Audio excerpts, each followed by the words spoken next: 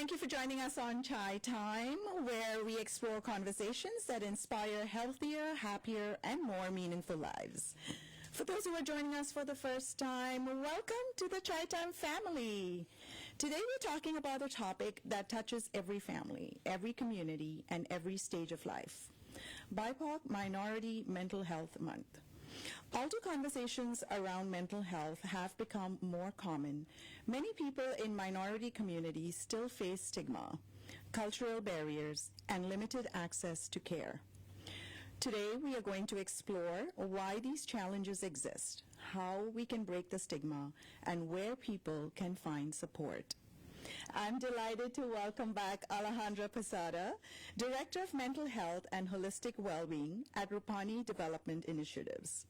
Alejandra brings more than 20 years of experience in public health, education, and community service, and has dedicated her career to improving access to quality mental health care. Good morning. Welcome back, Alejandra. Good morning, Lynn. So good to see you again. Yes, wonderful. Wonderful to be back. Wonderful, and I'm looking forward to this hours, spending with you, because this is something that me personally wasn't even aware of, right? And I think it is so important to talk about it. We have talked a lot about mental health, a lot. We cover almost like every month, or as much as we can to bring up this conversation and awareness. But talking about minority mental health is something I think that is as important as well. So thank you for taking the time and joining me this morning. Oh, my pleasure. I'm so glad to be here and to talk about this topic, which is so close to my heart, because so July is the National Minority Mental Health Month, or also often referred to as BIPOC Mental Health Month. BIPOC, for those who may not be familiar, is Black, Indigenous, and People of Color. It's kind of a broad term and acronym to capture some groups that have traditionally in our country been faced discrimination, or had other challenges based on ethnicity and skin color. And while mental health, I always like to stress that mental health is important for everybody. I think there are also some unique stressors that can affect the mental health of people from BIPOC communities. All right. So for those who may not be familiar with your work, can you tell us a little bit about yourself and what inspired your passion for mental health? Absolutely. Thank you. So I came to mental health on a kind of winding path. I'm not a clinician. Of course, many of my colleagues in the mental health community in Houston are social workers or like counselors, psychologists, and so forth. I actually started my career as a teacher, a middle and high school teacher, and that experience, when I realized that I loved the kids, but that being in the classroom wasn't the long-term career for me. But one of the things that had been really evident over those years was what a difference it made if, for the students, any mental health concerns were identified early with supportive parents and being able to connect to resources. And then also just in my personal life, also with experiences among my family and friends, and then that which I saw in my professional life as a teacher really drove my passion for mental health. Okay. And I honestly think I'd be a terrible clinician, but I've been able to be an advocate and an educator. Okay.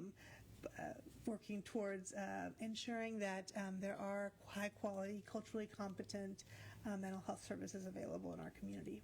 Okay.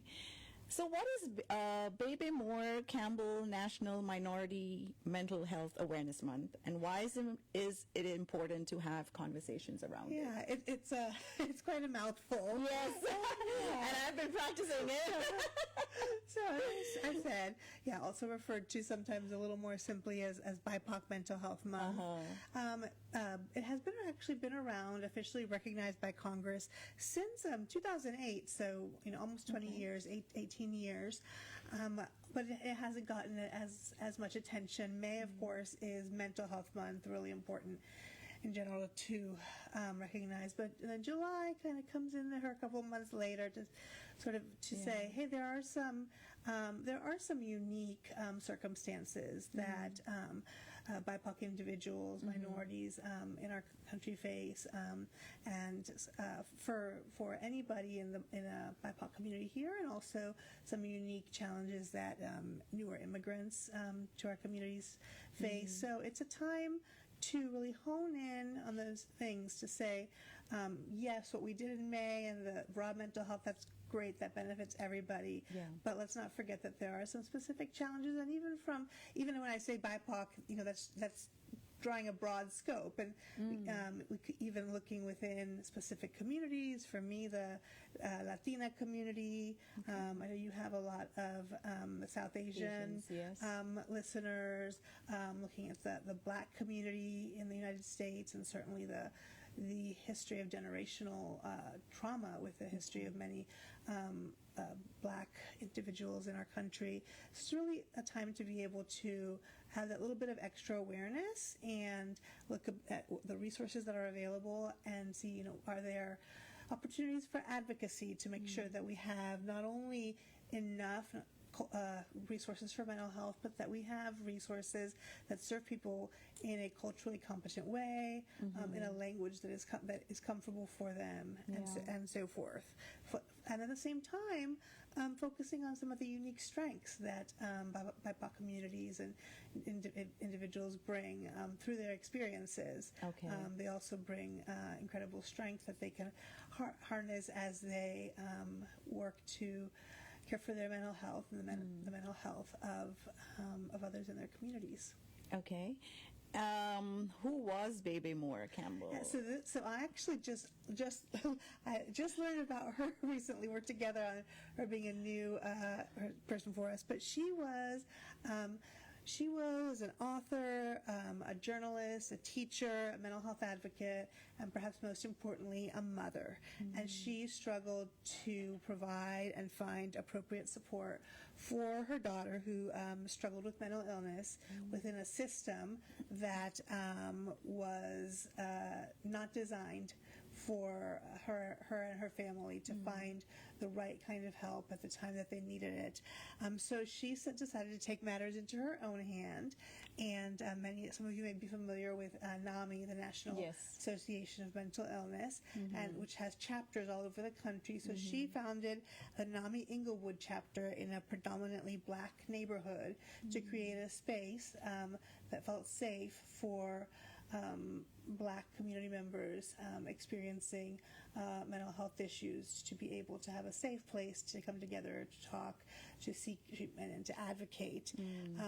I love, if I can just share this quote from her. I think it kind of sums up in a way like why this month is important, while also recognizing that mental health impacts everyone of all backgrounds. So she said that while everyone, all colors, everyone is affected by stigma, and no one wants to say, I'm not in control of my mind. No one wants to say, the person I love is not in control of their mind. But people of color really don't want to say it, because we already feel stigmatized by virtue of skin color or eye shape or accent, and we don't want any more reasons for anyone to say, you're not good enough. Wow, that's so powerful. Sometimes as we know, unfortunately, in the systems in our country, individuals from BIPOC communities, you have to face that extra barrier. Not only the stigma that's already there around mental health broadly, but the fact that they're dealing with perhaps other discrimination, other stressors. And I love that last part, that we really don't want to say it because we already feel stigmatized or experience discrimination, and this is just one more hump that you have to face. Yeah. So can you share some of the unique stressors that each individual or communities face? Yeah, absolutely. And of course, these are going to vary. We're talking broad strokes today. Of course, this is going to vary depending on the particular community, depending upon the particular family. We can't say that my experience as a Latina or a woman of Colombian descent is not, I can't speak for all Latinos and so forth, but there are some overarching stressors that many people in BIPOC communities face, and one of those is a heightened concern for safety and for your family's safety, and we know that that's something that, for example, Black communities, Black families have faced for forever in this country. In our current environment with the anti-immigration rhetoric and with the actions of ICE, that's something that we see many people facing. I have, in my work, I talk with a lot of nonprofit organizations, and I tried to ask, what are you seeing in terms of your clients, your minority clients, etc. Are they still coming out to participate in your programming? And almost invariably, to different extents, they say, well, no, we've had to adjust. In some cases, I remember one told me in a food bank that they funded from 1 week to the next, when some of the initial executive orders around immigration came down, they saw a 40% drop in people coming to get food. So people who felt safer staying at home without food than going out and risking involvement with ICE. And so, and that just, that's just being able to feel safe in your neighborhood, in your city, in the places you would normally need to go, like the food bank or a store, what have you, having that fear that you're not safe there, that really just undermines one's mental health, because then you're in a state of constant alert and constant anxiety around that. And then, of course, even underlying that, and even before the current rhetoric on immigration, discrimination, just it even for people who weather it, it's a stressor, right? To have to be every day kind of trying to prove yourself in a way that perhaps some others don't have to, being treated differently than others, being treated unfairly, feeling unseen or unheard of, feeling like, I need to work harder and to get to the same place that maybe some of my other colleagues or some of other community members may need to. And that feeling of staying, being alert all the time, that feeling of hypervigilance. And of course, as human beings, we have that from our evolutionary perspective, sometimes we need to be hypervigilant, but being hypervigilant 100% of the time, because again, your family's safety, fear of discrimination, fear of not being recognized in spite of your efforts, that's exhausting. And one thing that I think can also really wear on people, and I think this is something for all of us to be really careful about, is we often, in good faith, it's not meant badly, but we ask people who are of certain groups to educate us about those groups. So we might, ask Black people to, okay, tell us about Black experiences, or ask Latinos, okay, tell us what the Latinos are facing. And it's really not anyone's that responsibility, but that feeling that you're being asked to sort of represent your whole community, that you're being asked to do this extra emotional or labor of educating others is also can also be a weight. Now, sometimes we want to share, we want to educate, and that is fine. And for some people, that can be really helpful in thinking of him doing something to help decrease the stigma. But when that is forced upon upon us to have to play that role. That's an additional stressor. And another thing that I think is important to remember, and this is particularly true with racial trauma, or also sometimes called race-based traumatic stress, is it's generational. Correct. Right? So somebody the experiences they're having today may be very different than the experiences their grandparents had in terms of discrimination and so forth. But it's not just about what they're feeling today. It's about how that has been passed down to them through those generations. Right. And that, so there's just this, it's almost like, I think it's almost like underlying just current that's there, that's this extra weight, this extra anxiety, extra stress every day, and just trying to navigate a world that maybe wasn't built with you in mind. Yeah, that's great, because I mean, it's so I guess also if we are on the other side of the spectrum, right? It's so hard to sometimes we don't know what we should ask, or but sometimes it's good to be curious. It's good to know more, to learn more, and to make the other person also feel that there's a sense of belonging. It's not just about superficial conversations, but actually getting to know their culture, their race, and everything else, because it's not something, I think sometimes it is it's become so sensitive, like the topics, like we ourselves are so unsure of what do we say, right? And so we just don't say.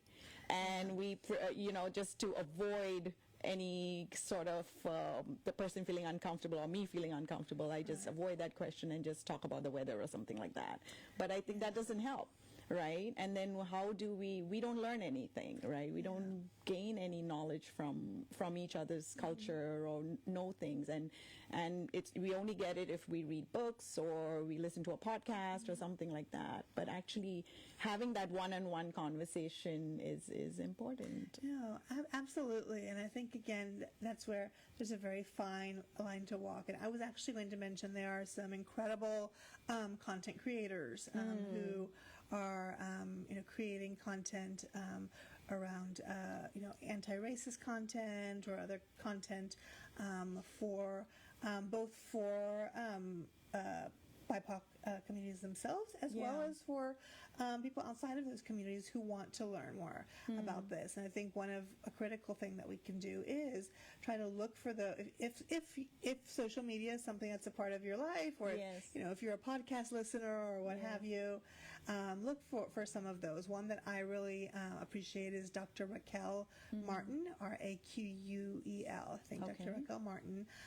She is a Black psychologist, and she is, some of her content is geared, or much of her work is geared towards Black communities, but is also, and she makes this very clear at the beginning of every podcast, she's like, if you're here, you're here to learn. And if you are even though she's thinking about Black communities when she creates her content, she's like, if you want to learn, you're my audience. She's one that I really appreciate, and there are several others. So one thing that we can do is really try to look for that content and then amplify those voices, help to share them. If they have content that requires a subscription or something, and we can afford it, make that payment or something, and to really support them being able to continue doing that. And I think on a personal level, there's no one right answer, right? It depends how well you know somebody. It's probably not something you'd bring up the first time you're meeting somebody, but as you get to know somebody, kind of gauging, is this something they want to engage in this discussion or not? And if you put that forward and they say no, respecting that. Yes. And regardless, approaching it from, we hear a lot about cultural competence, but I also really appreciate the term cultural humility, in the sense that I'm never going to be culturally competent across all cultures. Of course, None of us are, right? Right. We're human. We do, hopefully, if this is something we care about, we do our best to learn. But we all have unconscious biases, and so for us, it's approaching something not from those conversations from, I think, as you're saying, from a perspective of, I want to learn. Correct. And I want to be an ally, as opposed to, oh yeah, I've learned it all. I know all about this other community. And even within your own community, there are other Latinos that had very different experiences than I. So approaching that with that sense of humility and wanting to learn about others' experiences. Yeah, absolutely. So tell me, how does mental health stigma impact BIPOC communities? Yeah, so stigma, of course, we know impacts all communities, but it is, again, there is kind of the extra layer there with BIPOC communities. And again, this varies community by community, it can vary family by family, but we know that in many different BIPOC communities, talking about mental health is not something that has been, is normalized or normal, and that can be said broadly across all of our communities in this country and beyond as well. But within a particular cultural milieu that may present in a little bit of a different way. For example, in my Latina or Hispanic community, there's often the attitude of thought of don't air your dirty laundry. Kind of, we talk about this within the family, but we don't talk about this outside of the family.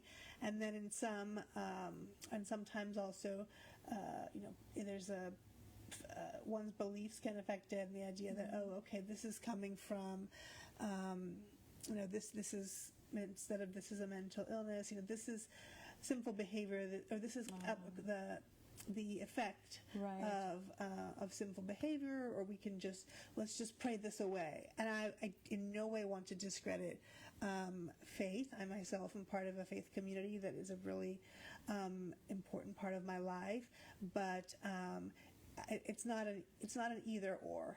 I always say it's not a let's pray it away. If prayer is a part of your life, absolutely pray, but also look at the professional resources that are out there.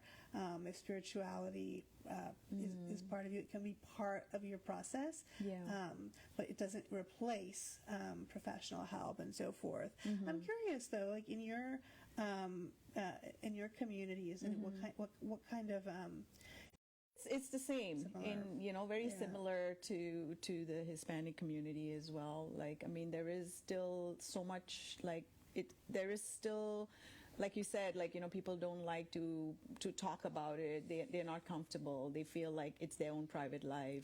And also there's the denial, the shame, the fear. So all of that, comes into play, and not, no one is really comfortable. And then also the word itself, mental, mental health is, we talk about it so much. We try to normalize all these conversations, but still there is that you're still not that comfortable, right? When we talk about physical health, we are okay. We are it's so like, I'm not feeling good. My muscles hurt. My blood pressure is high. Or something. All those kind of illnesses. You're so open to talk about it, right? Like, anything. But then when it comes to your emotional imbalance, or your how you're feeling emotionally, it's just so different. We just get back into that cocoon, and we just want to hold on to it and not share it or talk about it or anything as such. So it's one of the things, I'm glad you mentioned that around the term, because I think sometimes, that term, mental health, or especially mental illness, that can be, that can shut someone down. So maybe trying sometimes to have those conversations and using a vocabulary that maybe feels more comfortable. We can talk about, again, depending on who we're talking to and what they value, we can talk about wellness or brain health or even spirit or soul, if it's somebody who for whom that is an important part of their life. Or talk about just our minds. So trying to sort of take, I always like to say, just as with physical health, sometimes we have an illness, but even if we don't have an illness, maybe we just don't feel great, right? Our head hurts or whatever is going on. Our we can always improve just how we feel physically. The same with mental health. It's something. It's not just people who may have a diagnosis. Okay. We all face stress. We all face, and people from BIPOC communities, as we've been discussing, have these additional stressors. So trying to make that distinction. Hey, this doesn't mean that just because you have the stress, you're facing that, you want to talk to someone, that doesn't mean something's wrong with you. Correct. We all face these issues. Yeah. All right, let's just go on a short break, and when we return, we will continue this amazing conversation with Alejandra. This is Chai Time, 103.5 Hum FM. Welcome back to Chai Time on 103.5 Ham FM. I am in conversation with Alejandra, and we are talking about Minority Mental Health Awareness Month. And it's been such a fascinating conversation. So much I've been learning through this conversation. And thank you again, Alejandra. Of course. I'm so glad to be here. Yeah, so, we were talking about the physical health and mental health and how it's so much easier and more comfortable for people to talk about when it comes to their physical wellness, right? And I just wanted to share this, that recently when I had gone to my doctor, and I'm really... I was really surprised but happy at the same time. So when I was sitting at the doctor's office, we were given this paper where we were asked all these questions, right? So I was asked all these questions like, how do you feel today? How have you felt? And I'm so glad that they're doing this. It's like an assessment, but all about your mental well-being. Absolutely. And that really made me, I'm like, wow, this, because I always go for my checkups and things like that, before also, but I never had this kind of experience. And I'm glad that now, even when we go and see our family doctors, like they have this kind of assessment so that...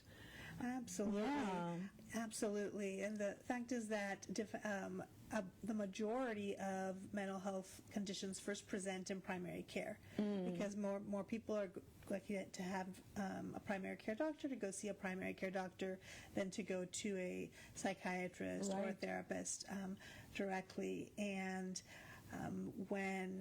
so it's so important that our primary care staff, doctors, nurses, be trained not to be, we're not asking them to be psychiatrists or therapists, but have those systems in place, like they did at your place, to ask about that, to be able to have some initial conversation with individuals and help connect them to help.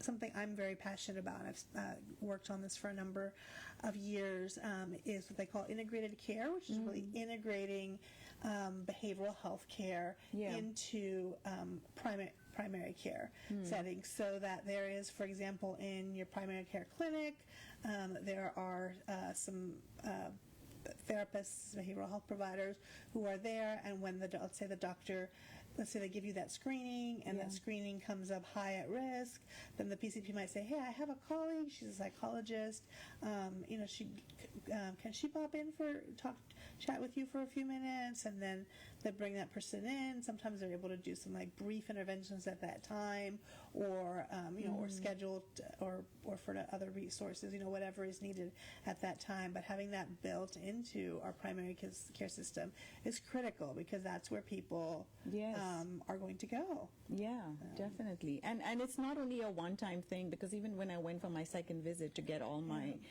my results, I had to fill it again.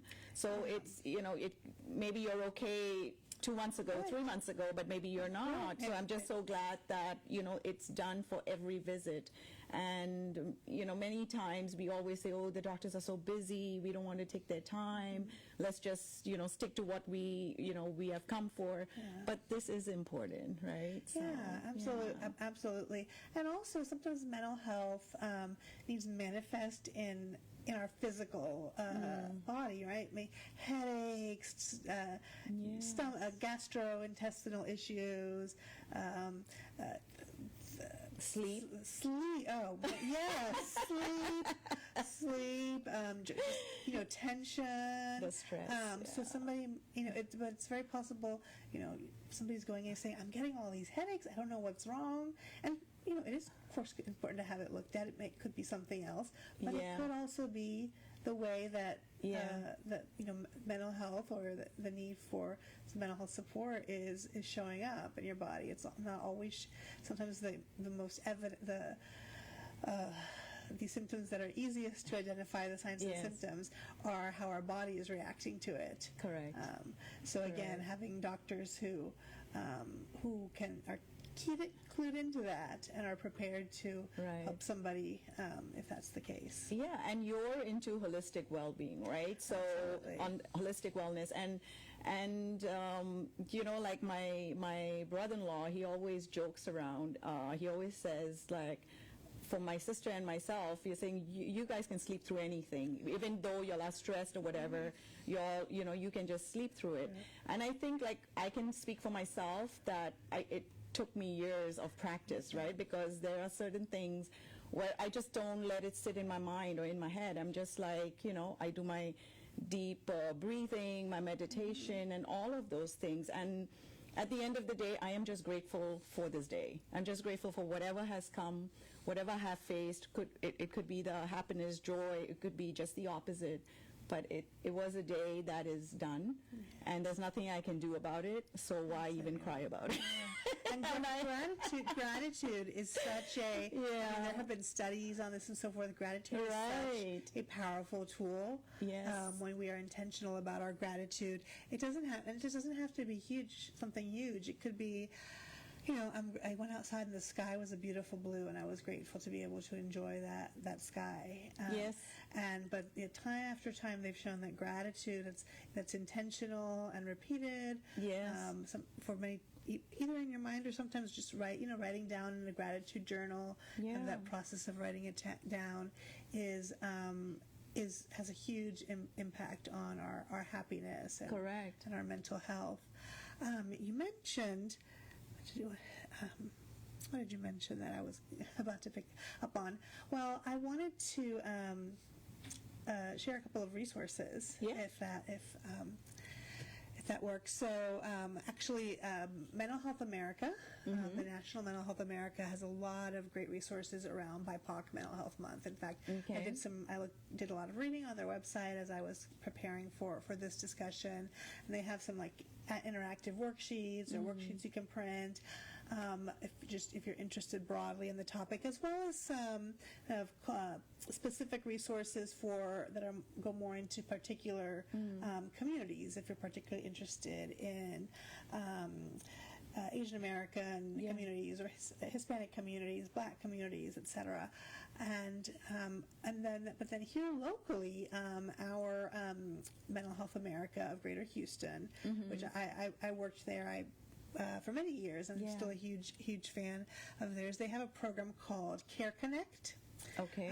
That can connect people to mental health services. So, and I should have looked at their number ahead of time, but let me see if I can find it really quickly.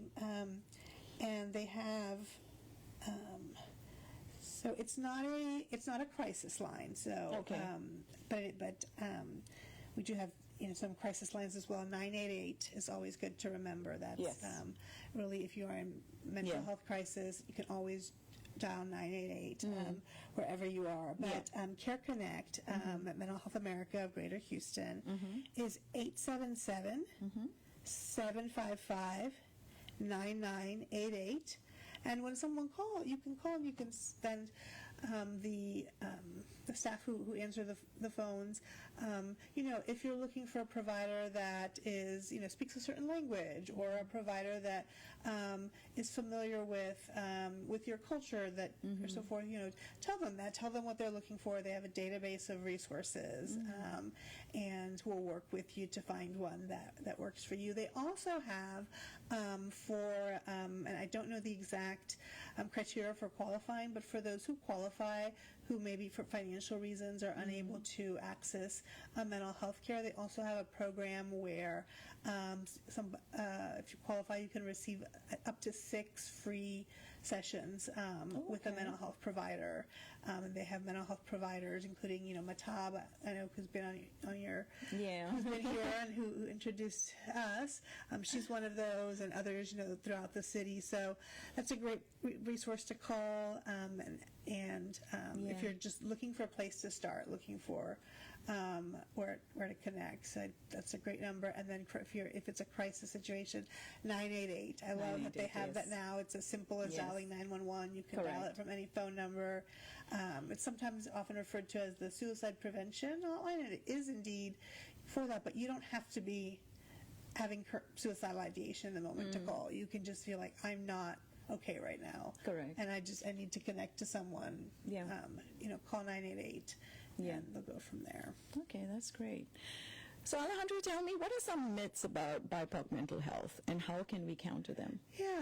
And that's, talking about myths is so interesting, because very often, sometimes myths can be myths in the community, but often we internalize those myths as well, right? That these messages that we've been told either within our families and communities, or these messages that the broader culture has given us that have been, and especially today in a world where information of all kinds being so accessible, with social media and with AI and so forth, just being flooded with information, being able to kind of sift through that and what's real here and what's not. So one of the most common, and this doesn't apply only to BIPOC communities, but certainly does, is that talking about, I should be able to handle this myself. My ancestors dealt with a lot worse. It's a weak wow. We're having some thunder around here. And, it's a sign of weakness. If I go talk to somebody about this, it's a sign of weakness. And, there's nothing farther from the truth. Going and seeking help for something is a huge sign of strength and courage. Yes. I mean, all of us have, all of us have things in our life where we could use help, and going and proactively seeking that in a way that's going to help you, it's going to help your family, it's going to help your community. That is so important. And I think one of the ways, so giving ourselves, if we're hearing messages that are telling us, no, you're weak, you shouldn't need this, you should be able to get through this yourself, just really proactively countering that with affirmations that going and seeking help is a sign of strength. I'm doing this not only for myself, or for my family, for my community, because the better I'm doing, the more that I can be there for my family and for my community and so forth. So I think, but kind of along those lines, and the idea that our ancestors went through so much, and especially for certain communities, in the Black community, many of whom are descendants of people who were enslaved here, whose ancestors went through that extreme trauma of being enslaved, or for some of us whose perhaps our parents, our grandparents, came here as immigrants and faced, or us ourselves, but thinking about our ancestors, and faced poverty and faced really hard conditions, and to help us perhaps be in a better position today. So that sense that I'm dishonoring them somehow. They faced that. I should be able to face this. It's not one or the other. Yes, they did all this, and we can be grateful and know that our ancestors would want us to be well, would want us to, be able to be the best person we can be, and that includes our mental health. There's also just one more myth I'll share is the idea that going to a psychiatrist, going to a therapist, that's for crazy people. Yeah. And the fact is, it's for everyone. I mean, there are people with mental health diagnoses, and even there's some that are much more severe than others, and certainly that's critical. But you don't have to have a diagnosis to feel like, hey, I could be doing better. I could, this is a lot. And so in today's world, especially, this is a lot. I'm carrying a lot of stressors. I'm carrying a lot of of anxiety, I could really use. I could really use some help. It doesn't mean there's something wrong with you. It doesn't mean you are crazy or whatever word. It just means you're human. Yeah. And you're living in a different world that's often harsh. Yes. And certainly at this time, economically and in terms of, for many of our BIPOC communities, the things that are happening in our country, it's not an easy time. Yeah. And so, don't just think of it. We wouldn't hesitate to go to a doctor, for a primary care Yes. doctor, if something in our body is bothering us. Just kind of think about it in the same way. Or start with your primary care doctor, and hopefully they will, like yours, you'll have the experience. They'll screen for that, and they can help you find the next resource. But really think about it as a sign of courage, as something you're doing not only for yourself, but for your family and your community. Yeah, definitely. So what advice would you give to parents who want to support their children's emotional well-being? Wow, yeah, that is so important, and I think one of the things is, as for parents, and this conversation could probably go a lot of different ways, and if you'd like, there are some experts in child mental health that Yes. We could make the connection to come in as well. But one of the things I think is making it normal in your home to talk about your feelings. So if your child is small and they're sad, sometimes we don't want our kids to be sad, or we say, oh, don't feel sad, but instead to recognize, yeah, you feel sad, and we're going to go do this now, or yes, I know that you're angry that you're mad that we can't go do this. I see that. Today we're not able to do that. Let's go do this. So acknowledging their feelings as being real and valid, because all feelings are valid. All feelings are real. It's what we do with them that makes it. We are children or adults. We're all going to get mad, sad, anxious, etc. Yes. So letting those be safe conversations in your home. Depending on talk to the school districts as well. Some school district, it varies by district, of course, but some school districts have resources built in or social emotional learning programs built in. So making sure you are, if it is a school age child, you are connecting with the school district or the school in terms of what might you have available. Yes. And perhaps if they're having conversations, say around, so if they have a social emotional learning program, learning how you can reinforce those messages at home. And then finally, again, seek help. It's not a sign of you're being a bad parent at all. It's the kids. Sometimes we think, oh, kids, they don't have any stressors. Kids have a lot of stressors, and they may look different from adult stressors, but these days, our teens, they're picking up on everything that's going on in this world, and they know that, and so saying.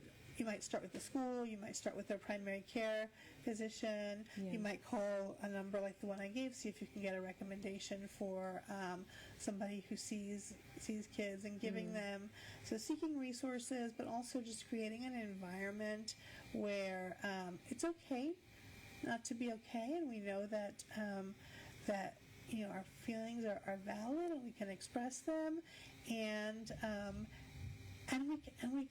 we can seek help, and we're there to support each other, letting your children know you are always there for them, and creating an environment where it's safe for them to come tell you whatever it is that they're feeling. Yeah, having a very open communication with your kids, no matter what age, you have to always keep that communication open and that connection, because sometimes we think we are parents and we have to have that, I'm not saying be friends, but at least, you have to always keep your mind open on everything that they say and be vigilant on certain things too. So that is so important.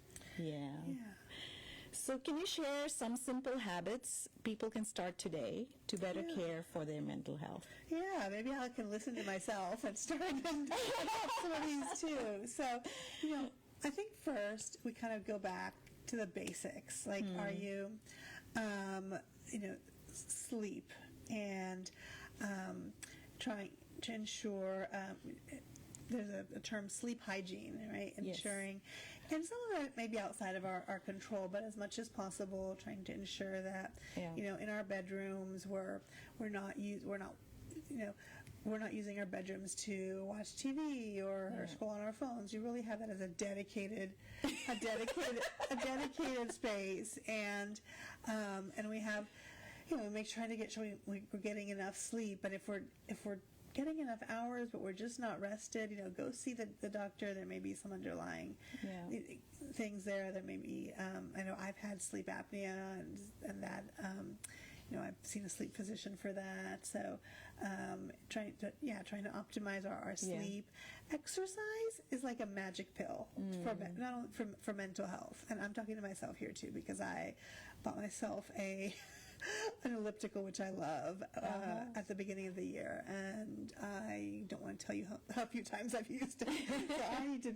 So, but it doesn't have to be complicated. It doesn't have to be. If you have a gym or you have want to buy some equipment and can do so, that's fine. But it can be walking. It can be, but just movement. And if where you are, you can, like, it's 10 minutes, then start with those 10 minutes. So these things are, so first, like, going back to those basics, those have a huge impact on our mental health. And then starting with or thinking about, what are some of those micro habits that we can perhaps adopt. So that we were talking about gratitude earlier. So being intentional about taking a little bit of time at the end of the day or whenever it may be to think about, what am I grateful for today? I think you mentioned, and we talked a little bit last time about, breathing exercises or so forth. And again, if you don't know what to do, search for it. Another great resource online, if you search for Kristen Neff, Dr. Kristen Neff, Neff. She does a lot of work around self-compassion, and I really admire her work, and thinking about kind of giving ourselves the same compassion that we might give to others, and thinking about that holistic wellness. It's going to vary at different times in our lives, right? There may be times when where we're so busy, maybe kids are young. The last thing we want is like another thing to do. What we need is a little bit of time to ourselves. There may be another time in life where what we need is community.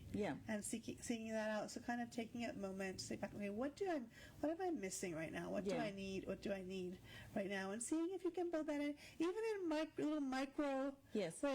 If it's community, maybe it's just going to an art class one day, or if it's, you need a little time to yourself, see if you can build in just 10 minutes in your car before you go in and face things, and just starting with something that's small and manageable, and can grow from there. All right. So we almost come to the end of the show. One last question: if there's one message you'd like every listener to remember today, what would it be? I think that to remember that our mental health is valid. Our mental health matters. We matter. And if you wouldn't hesitate to go see a doctor for something else, don't hesitate to seek help for your mental health. It doesn't mean you're crazy. It doesn't mean you're weak. It means you are human. It means you are strong, and you are seeking to be the best version of yourself for you and for those you love. That's beautiful. Thank you. Thank you, Alejandra, for joining me this morning. It was really nice. I mean, even though it's thundering and lightning and everything out here in Houston, we still had such an amazing conversation. And thank you for your time today. Thank you, Lynn. It's great to be here. Thank you.